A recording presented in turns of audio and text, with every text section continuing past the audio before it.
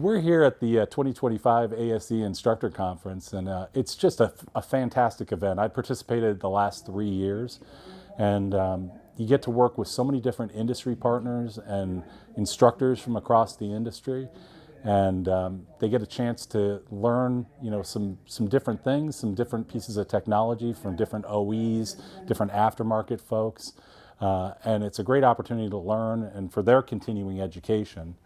Which they need to do as instructors out there. So it's an awesome event. Personally, I got to see folks from my past. From last night, I bumped into somebody I hadn't seen in about 25 years. So it's always a great experience coming here and getting a chance to meet these folks. Here at the conference, I was awarded Instructor of the Year, which is a great honor to have, especially after 35 years in the industry teaching students. So I'm very blessed to get that award, and I credit that to the success of the students that have come through my program. I'm very humbled by that, and also excited to get this award to end the chapter in my career. I think any student entering the automotive profession should look for opportunities. The industry, ASE, has opened a lot of doors for them and a lot of different opportunities.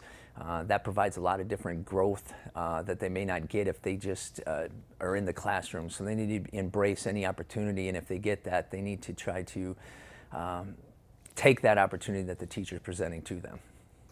While I was working in the dealership, I had the great experience of mentoring a lot of our high school and college technicians, and I really enjoyed that.